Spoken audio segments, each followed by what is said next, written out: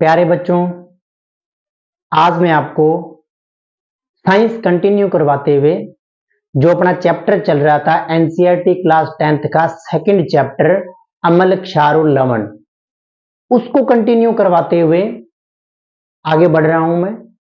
इससे पहले मैंने पार्ट 1 और पार्ट 2 सेकंड चैप्टर का करवा दिया है। आज इसका थर्ड पार्ट करवा रहा हूं जो बहुत ही ज्यादा इंपॉर्टेंट है। इससे पहले जो मैंने फर्स्ट एंड सेकंड क्लास लगाई है वो भी मोस्ट इंपॉर्टेंट थी और आज वाली क्लास भी बहुत ज्यादा इंपॉर्टेंट है।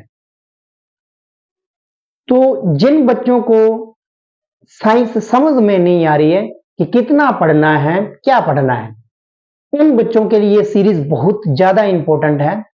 जो बच्चा आरआरबी एनटीपीसी की तैयारी कर रहा है, ग्रुप डी की तैयारी कर रहा है, टेक्नीशियन का जिसने एग्जाम देना है, उनके लिए ये सीरीज बहुत ज्यादा इंपॉर्टेंट है। तो अपने चैप्टर को आगे बढ़ाते हुए चैप्टर सेकंड है अपने पास अम्ल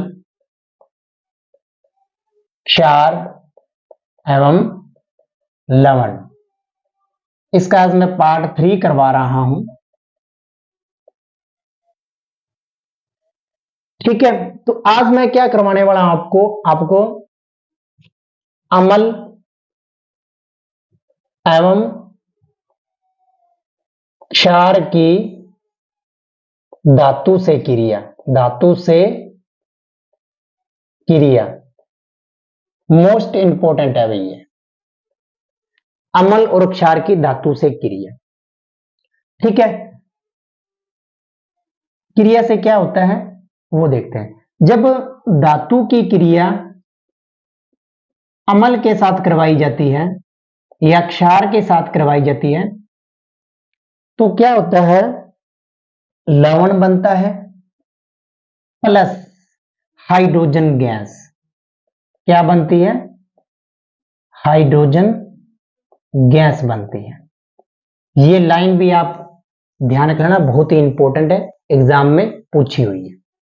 अब देखो, धातु ले लेते हैं, अपने एग्जांपल देखते हैं। धातु ले लिया Zn और इसकी क्रिया करवा दी अम्ल के साथ। अम्ल ले लिया अपने H2SO4, तो ये लवण बनाएगा। लवण कौन सा है? ZnSO4 प्लस H2 गैस बनाएगा। अब ये देखो, ये जो H2 गैस है ये पोप साउंड के साथ जलती है। कैसे जलती है? पोप साउंड के साथ जलती है। बहुत ही इंपॉर्टेंट है, मोस्ट इंपॉर्टेंट है, ये बात ध्यान रखना। जो हाइड्रोजन गैस है पोप साउंड के साथ जलती है। पोप साउंड क्या होता है? पट पट की आवाज, पट पट की आवाज होती है। ठीक है, ये तो थी अम्ल के साथ क्रिया। अब अपन देख लेते हैं क्षार के साथ क्रिया। Na2NaOH, देखो भी क्या होता है, संगत लवण बनेगा Na2ZnO2 प्लस, ये तो बन गया लवण। यहां पे ये लवण था। ठीक है, और जब अपन क्रिया क्षार के साथ करवाते हैं तो धातु ले ली Zn, क्षार ले लिया 2NaOH, तो ये बनेगा इसका लवण Na2ZnO2। अब ये क्या करेगा?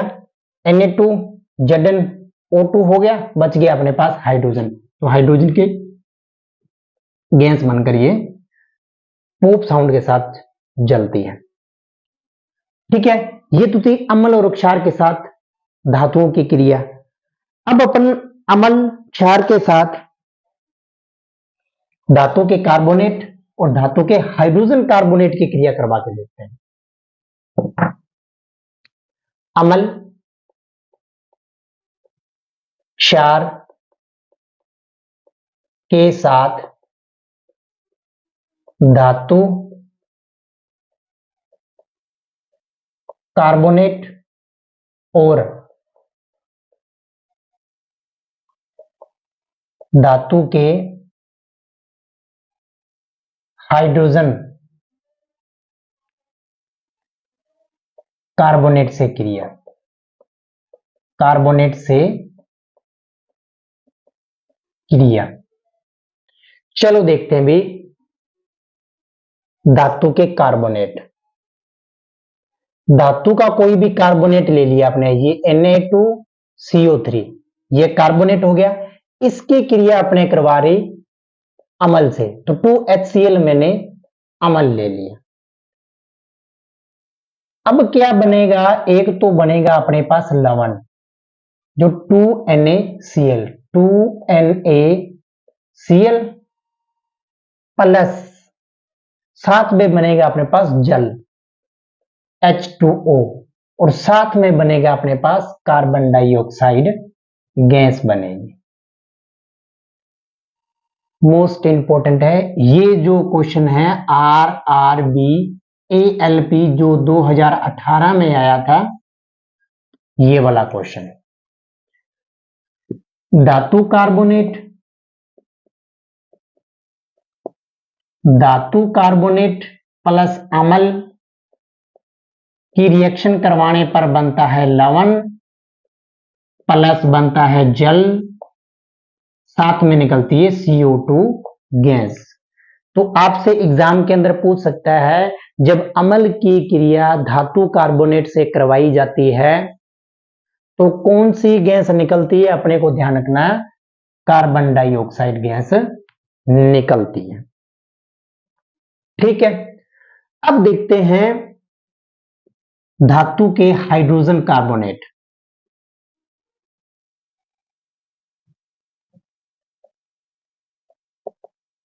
धातु के हाइड्रोजन कार्बोनेट,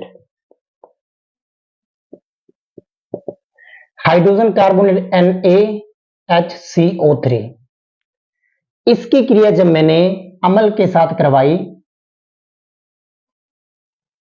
तो देखो क्या होता है, Na और Cl क्या बन गया, NaCl प्लस H और H, दो H तो बन गया H2, यहां से एक O ले लिया तो बन गया H2O, यहां से CO2 बच गया तो ये CO2, ये गैस बन गई।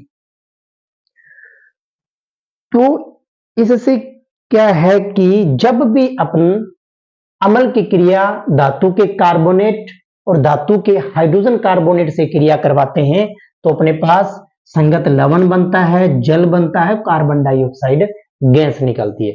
तो मैं लिख सकता हूं धातु के हाइड्रोजन, सीधा लिख दें धातु hydrogen carbonate, hydrogen hydrogen high धातु हाइड्रोजन कार्बोनेट प्लस अम्ल के साथ क्रिया करवाने पर संगत लवण बनता है, प्लस जल बनता है, प्लस CO2 गैस निकलती है। अब इसके अंदर इसने थोड़ा आगे एनसीईआरटी के अंदर बताया है, जब कार्बन डाइऑक्साइड गैस को चूने के पानी में प्रवाहित करते हैं तो क्या होता है। ये वाला जो इक्वेशन है, जो मैंने अभी लाइन बोली है, ये मैंने आपको फर्स्ट चैप्टर के अंदर भी करवाया था। ठीक है, चूने का पानी। अब देखो चूने का पानी, चूने का पानी जिसको मैंने वहां बताया था बूझा हुआ चूना, बूझा हुआ चूना, क्योंकि इस चैप्टर में भी इसने रिएक्शन दिए तो अपने इसको दोबारा पढ़ लेते हैं, कोई दिक्कत नहीं है अपने को। चूने का पानी या बिना बुझा हुआ चूने की रिएक्शन अपने जब कार्बन डाइऑक्साइड से करवाते हैं तो चूने का पानी क्या है, कैल्शियम हाइड्रोक्साइड, अपने CaO की क्रिया करवाई थी, उससे अपने इसको बनाया था। ठीक है, जल की क्रिया करवाई थी। अब देखो कैल्शियम हाइड्रोक्साइड की क्रिया अपने कार्बन डाइऑक्साइड से करवा दी तो ये क्या बन गया, CaCO3, calcium carbonate. Calcium hydroxide की क्रिया कार्बन डाइऑक्साइड से करवाने पर कैल्शियम कार्बोनेट प्लस, अब देखो ये रहा कैल्शियम, कैल्शियम CO2, यहां से एक O आ गया, CO3 बन गया, तो यहां बच गया एक, तो दो बच गई H, तो H2O। ये कैल्शियम कार्बोनेट है, कैल्शियम कार्बोनेट, श्वेत अवक्षेप होता है ये, अपने को भी पता है चूने का पानी क्या होता है, श्वेत रंग का होता है ये, श्वेत रंग का होता है ये, इसको चाक भी बोलते हैं, ठीक है, संगमरमर भी बोलते हैं, संगमरमर, ठीक है, और ये साथ में जल बनाता है। तो इसने एक और लाइन बोली है इसके अंदर, इसने बोला है चूने के पानी में प्रवाहित करने पर तो कैल्शियम कार्बोनेट बन रहा है, और ये कहते हैं और ज्यादा अपने इसके अंदर कार्बन डाइऑक्साइड मिलाते हैं, ये और ज्यादा। अब देखो और ज्यादा का क्या बोला है इसने, इक्वेशन भी आपके इस एनसीईआरटी में दे रखी है कि और ज्यादा, अपने पहले मिलाया तो कैल्शियम कार्बोनेट बना, साथ में अपने पास थोड़ा सा जल बन गया। अब कहते हैं और ज्यादा अपने को CO2 प्रवाहित करनी है, और ज्यादा प्रवाहित करने पर ये आपके पास बनेगा calcium hydrogen carbonate, calcium hydrogen carbonate, Ca, ये रहा Ca, CO3, एक CO3, यहां से O यहां चला गया, तो दो CO3, दो H यहां बच गए, तो कैल्शियम बाइकार्बोनेट या कैल्शियम हाइड्रोजन कार्बोनेट, तो मैं बोल सकता हूं इसको कैल्शियम हाइड्रोजन कार्बोनेट, क्योंकि एग्जाम के अंदर जो अपने पास बुक के अंदर दे रखा है ना, जो अपने को बुक के अंदर दे रखा है, तो वो किसी ना किसी रूप में एग्जाम में पूछ सकता है, किसी भी तरह पूछ सकता है। वो अपने को इस चीज का आइडिया नहीं है कि वो क्या पूछेगा, लेकिन अपने को पढ़ना सारा पड़ेगा, अपने को डिटेल में पढ़ना पड़ेगा। अब ये देखो इसका कोई है नहीं कि कोई टॉपिक बन रहा है या कुछ बन रहा है, लेकिन नहीं, उसने क्या किया कि और प्रवाहित करने पर कैल्शियम कार्बोनेट, अपने ये क्या बोला है कि धातु के हाइड्रोजन कार्बोनेट को जब अम्ल से क्रिया करते हैं तो कार्बन डाइऑक्साइड गैस बनती है, कार्बन डाइऑक्साइड को गैस अब चूने के पानी में प्रवाहित कर दिया इसने, अलग से कड़ी थी और अलग जोड़ दिया, चूने के पानी में प्रवाहित कर दिया तो कैल्शियम कार्बोनेट बनाया, कैल्शियम कार्बोनेट को और प्रवाहित किया तो कैल्शियम हाइड्रोजन कार्बोनेट बन गया। तो अपने को पता नहीं कि वो क्या पूछ सकता है, यहां से भी वो पूछ सकता है, इस समीकरण को भी पूछ सकता है अकेले को, तो अपने को पूरा डिटेल में पढ़ना होगा। तो ये था मोस्ट इंपॉर्टेंट टॉपिक। अब मैं इसके अंदर आपको धातु के ऑक्साइड की क्रिया अम्ल के साथ, धातु के अधात्विक ऑक्साइड की क्रिया अम्ल के साथ करवा रहा हूं, इससे क्या प्रोडक्ट बनेगा वो अपने देखते हैं। अब अपन देखते हैं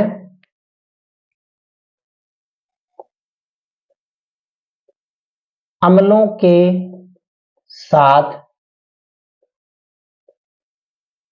धात्विक ऑक्साइड की अभिक्रिया।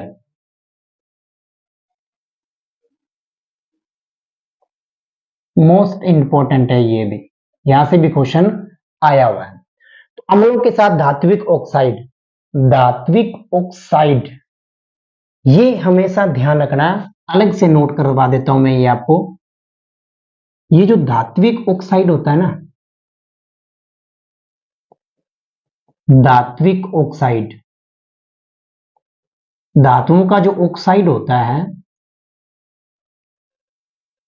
वो क्षारकीय प्रकृति का होता है, क्षारकीय प्रकृति का होता है। एग्जाम के अंदर पूछा हुआ है कि धातुओं के ऑक्साइड किस प्रकृति के होते हैं, अम्लीय प्रकृति के या क्षारकीय प्रकृति के, तो अपने को ध्यान रखना है क्षारकीय प्रकृति के होते हैं। किस प्रकृति के होते हैं, क्षारकीय प्रकृति के होते हैं, यानी कि क्षारीय होते हैं। ठीक है, ये बात आपको ध्यान रखनी है। अब धात्विक ऑक्साइड की क्रिया, धात्विक ऑक्साइड अपने को कोई दे रखा है, तो इसकी क्रिया अपने अम्ल के साथ करवा रहे हैं। अपने पास लवण बनेगा प्लस में जल बनेगा। देखो धात्विक ऑक्साइड देख लेते हैं अपने, CuO प्लस HCl, 2HCl ले लेते हैं अपने। ठीक है, अब ये क्या बोल रहा है, लवण बनेगा CuCl2, CuCl2 प्लस में जल बनेगा H2O। ये चीज आपको ध्यान रखनी है। ये आपका लवण है और ये अपना जल है। इस रिएक्शन का परिणाम क्या निकलता है, परिणाम देखते हैं अपने इसका। परिणाम क्या है कि जब कॉपर ऑक्साइड और अम्ल को मिलाया जाता है तो CuCl2 बनता है, और जो इस विलयन का जो रंग है, विलयन का रंग, विलयन का जो रंग है वो कैसा हो जाएगा, नीला हरा हो जाएगा, नीला हरा हो जाएगा। और ये जो CuO है, CuO घुल जाएगी, घुल जाएगी। ठीक है, तो अब अपन देखते हैं क्षारकों के साथ, क्षारकों के साथ अधात्विक ऑक्साइड की क्रिया, अधात्विक ऑक्साइड की क्रिया, ऑक्साइड की रिएक्शन। मोस्ट इंपॉर्टेंट है ये टॉपिक, ये वाला जो क्षारकों के साथ अधात्विक ऑक्साइड की क्रिया। तो सबसे पहले देखते हैं अधात्विक ऑक्साइड।